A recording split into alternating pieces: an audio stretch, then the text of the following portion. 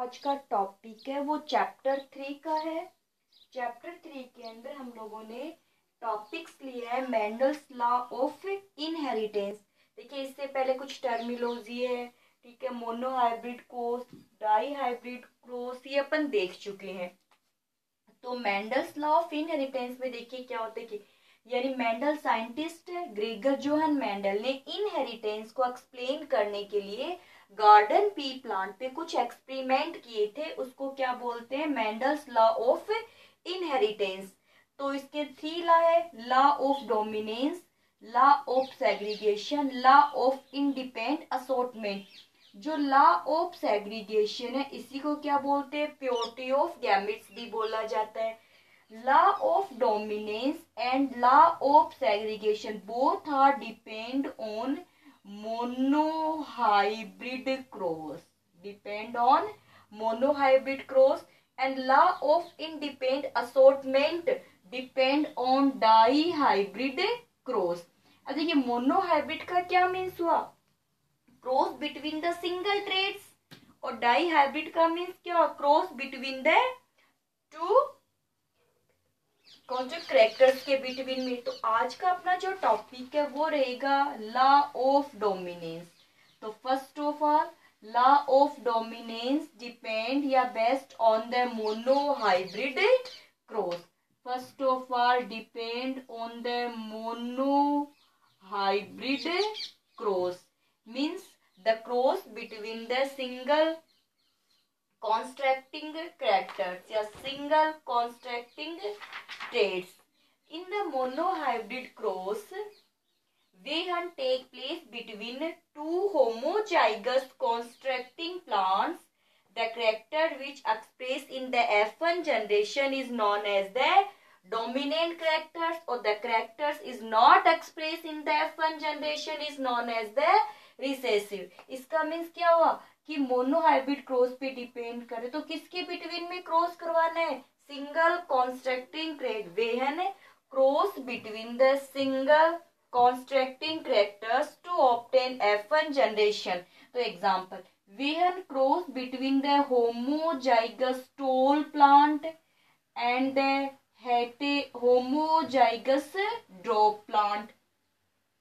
When the cross between the homozygous tall या pure tall and pure drop plants to obtain F1 generation। देखिए अपन ने क्या किया, सबसे पहले क्या किया, जीन ले लिया, इसके बिटवीन में करवा दिया मियोसिस फर्स्ट डिवीजन। इस डिवीजन में क्या होता है कि जो एलील्स या गेमीट है वो एक दूसरे से क्या हो गए हैं? सेपरेट हो जाते हैं। ऐसे यहाँ पे किया, कौन सा डिवीजन करवा दिया? Meiosis first. मियोसिस जब फर्स्ट करवाएंगे तो बोथ एलील्स वो एक दूसरे से क्या हो जाएंगे? सेपरेट हो जाएंगे। इसको क्या बोलते हैं? गैमीट। ये सभी के सभी क्या हो जाते हैं? गैमीट हो जाते हैं। अब इन गैमीट के बिटवीन क्या करवाना है? क्रॉस करवाना होता है। तो देखिए ये वाला क्रॉस इसके साथ करवा देते हैं तो कैपिटल टी स्मॉल टी बना।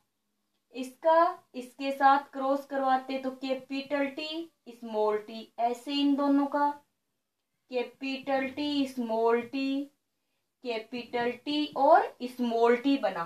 तो ये कौन, यानी ये दोनों पेरेंट्स हो गए। पेरेंट्स के बिटवीन जब क्रॉस करवाया जाता है तो कौन सी जनरेशन आती है?